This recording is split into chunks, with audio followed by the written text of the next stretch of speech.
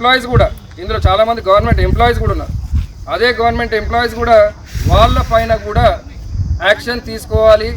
Action తీసుకోవడం అంటే only వీటిని రద్దు చేస్తే కాదు, 90 కానీ వేరే వేరే దగ్గర ఇంకా సూర్యాపేటలో కూడా కొన్ని ఉన్నాయి, ఇవన్నీ రద్దు చేస్తే కాదు, వీళ్ళందరిపైన యాక్షన్ తీసుకున్న రోజే మేము ఈ పోరాటాన్ని తప్పకుండా హైకోర్టుకి వెళ్ళి దీంట్లో 100% దీనిపైన ఒక పిటిషన్ ఫైల్ చేయడం జరుగుతుంది.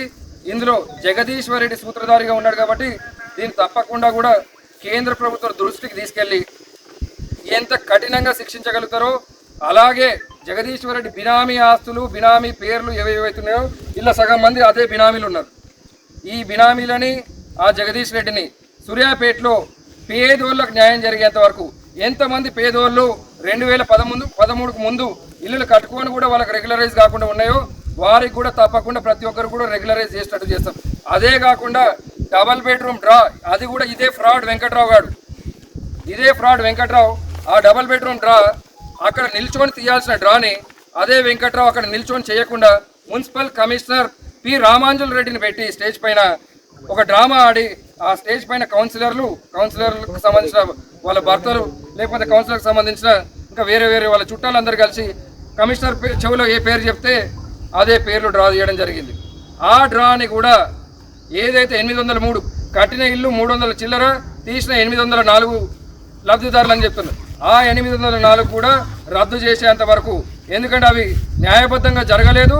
వాళ్ళు న్యాయబద్ధంగా జరిగిందనుకుని ఎంతమంది అనుకున్నా కానీ ఆ 804 కూడా క్యాన్సిల్ చేసేంత వరకు మేము భారతీయ జనతా పార్టీ తరఫున పోరాడుతూనే ఉంటాం.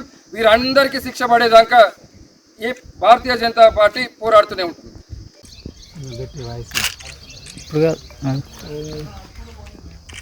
ప్రభుత్వం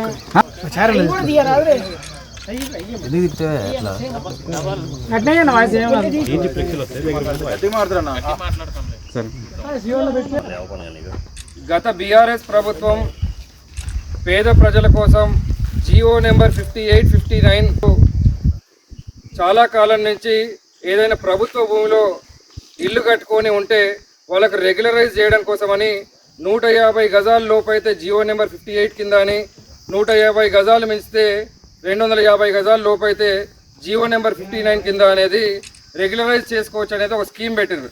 అది కూడా 2014కి ముందు ఎవరైతే ఏదైతే భూమిలో ప్రభుత్వ భూమిలో ఆక్రమించుకొని కబ్జాలో ఉండి వాళ్ళు బేస్మెంట్ స్లాబ్ కానీ లేకపోతే రేకుల షెడ్ కానీ ఇలా బేస్మెంట్ వేసుకొని స్లాబ్ వేసుకొని ఉంటే ఇల్లు పక్కా ఇల్లు కట్టుకొని ఉంటే వాటిని రెగ్యులరైజ్ చేస్తామనేది చెప్పినారు.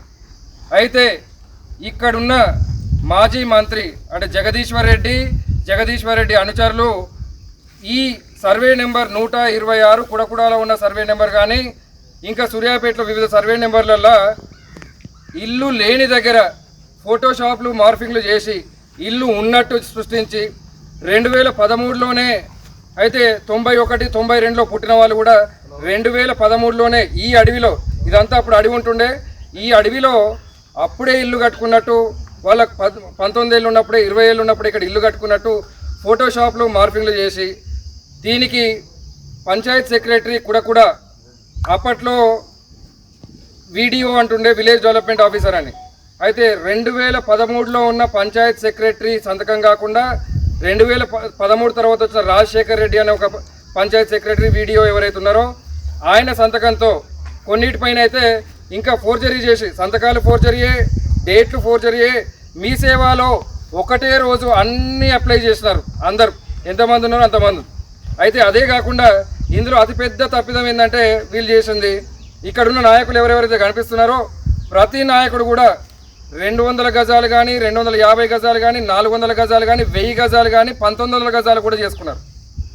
అంటే దీంట్లో ఏదైనా రెగ్యులరైజ్ చేయాలన్నప్పుడు ఆర్ఐ వచ్చి ఫీల్డ్ వెరిఫికేషన్ చేసి దానిపైన ఒక రిపోర్ట్ ఇస్తే దాన్ని ఎంఆర్ఓ గారు యాక్సెప్ట్ చేస్తారు. ఎంఆర్ఓ గారు మళ్ళీ దాన్ని వెరిఫై చేసి ఆర్డీఓ గారికి పంపితే, ఆర్డీఓ గారు చైర్మన్ ఉంటారు, ఆర్డీఓ గారికి పంపితే ఆర్డీఓ గారు దీన్ని పరిశీలించి కలెక్టర్ గారికి పంపుతారు. ఒకవేళ ఇందులో ఎక్కడ కూడా ఆర్ఐ సంతకం మాత్రం ఎక్కడ కూడా లేదు. అది కాకుండా ఎంఆర్ఓ గారు కానీ ఆర్డీఓ గారు కానీ ఉండే ఆయన కానీ ఆయన తర్వాత ఉన్న కలెక్టర్ ఎవరైతే పి వెంకట్రావు అనే కలెక్టర్ ఉన్నాడో జగదీశ్వర్ రెడ్డి బినాములుగా లేకపోతే ఇదంతా కూడా సూత్రధారి జగదీశ్వర్ రెడ్డి అయితే దీనికి మేజర్ పాత్ర పోషించింది collector P Venkatrao. P Venkatrao అనే లఫూట్ గారు కూడా ప్రపంచంలో కూడా ఎవడు ఉన్నాడు అనుకుంటా. వాడు కలెక్టర్ అనేది చెప్పుకోవడానికి కాకుండా ఇట్లాంటి దందాలు చేయడానికి మాత్రమే వాడు సూటబుల్ ఉన్నాడు. ఇక్కడ ఎవరైతే పేద ప్రజల కోసం గతంలో కూడా ఏది దళిత బంధు రాలేదని ఇంకోటి రాలేదంటే కూడా ఎవరైతే పేద ప్రజలు రాలేదని కొట్టాడో వాళ్ళపైన కేసులు పెట్టాడు. అదేవిధంగా ఇవన్నీ కూడా ఇక్కడ ఎంఆర్ఓ ఆఫీస్లో జరగలేదు. ఇవన్నీ ఎంఆర్ఓ లాగిన్ని కలెక్టర్ బంగ్లాలో వెంకట్రావు ఆధ్వర్యంలో, వెంకట్రావు పర్యవేక్షణలో, పి వెంకట్రావు ఎవరైతే ఉన్నారో కలెక్టర్ పర్యవేక్షణలో జరిగింది. ఈ వెంకట్రావు ఎవరైతే ఉన్నారో ఎంఆర్ఓని నైట్ 12 గంటలకు 1ంటికి పిలిచి ఈ అన్ని డాక్యుమెంట్స్ ఏవైతే ఉన్నాయో ఏ ఒక్కటి కూడా ఇందులో ఒక్కటి కూడా ఒక్కరికి ఇల్లు లేదు. మీరందరూ ఇక్కడ చూస్తున్నారు, ఒక ఇల్లు ఉంది ఇక్కడ. ఈ సర్వే నెంబర్ మొత్తంలో కూడా ఎక్కడ చూసుకున్నా కానీ రెగ్యులరైజ్ అయిన ఇల్లు వీళ్ళు ఏవైతే ఉన్నాయో కొందరు పట్టాలు కూడా చేసుకున్నారు. ఇవన్నీ కూడా ఇన్ఫర్మేషన్ రావడానికి గత సంవత్సరంన్నర నుంచి సంకినేని వెంకటేశ్వరరావు గారు సంవత్సరం నుంచి మాట్లాడుతున్నారు. కూడా సర్వే నెంబర్ 126లో అవకతవకలు జరిగినాయి. అక్రమంగా చాలామంది పేదల రూపంలో, అంటే పేదలు అని చెప్పుకుంటూ ఇక్కడ ఎప్పటి నుంచో ఉంటున్నామని చెప్పుకుంటూ కబ్జాలోకి పోయి ఇల్లు లేని ఇల్లునని, ఇక్కడ ఒక్క ఇల్లు కూడా లేదు కదా, లేని ఇళ్ళకు ప్రాపర్టీ ట్యాక్స్ కట్టారు. ఇందులో మున్సిపల్ కమిషనర్ పాత్ర కూడా ఉంది, పి రామాంజుల రెడ్డి పాత్ర కూడా ఉంది.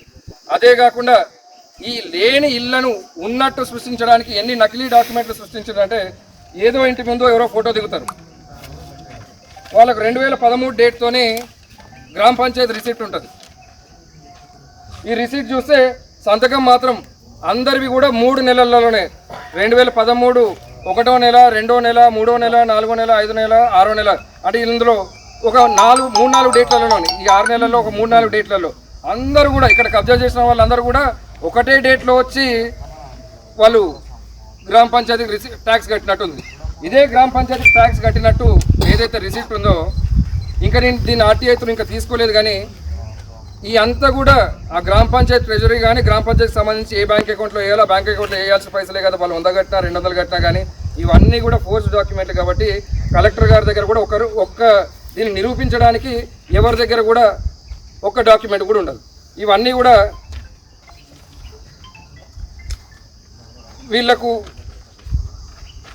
ఎంత విస్తీర్ణము ఏం చేసినంటే, కొందరేమో 1000 గజాలు, కొందరేమో 1900 గజాలు, కొందరు 400 గజాలు. జీవో నెంబర్ 58 ప్రకారము ఎవరు కూడా వాళ్ళ ల్యాండ్ ఏదైతే రెగ్యులరైజ్ అవుతుందో, వాళ్ళ ఇల్లు ఏదైతే రెగ్యులరైజ్ అవుతుందో ఆ ఇంటిని అమ్మడానికి వీల్లేదు.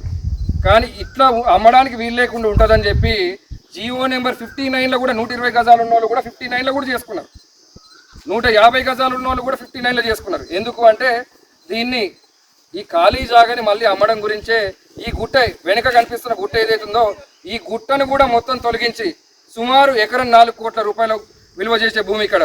దీన్ని ఇక్కడ లోకల్గా ఉన్న గుర్రం సత్యనారాయణ రెడ్డి అనే అతను కూడా అతని అనుచరుల పైన, అతని చుట్టాల పేర్ల పైన 700 గజాలు 500 గజాలు ఆయన డ్రైవర్కి సంబంధించిన పేరు పైన కానీ ఇంకా వాళ్ళ డ్రైవర్ అయితే ఫోటోషాపే చేసి ఆ ఇల్లు ఎక్కడుందో ఆయన ఎక్కడుందో తెలియదు.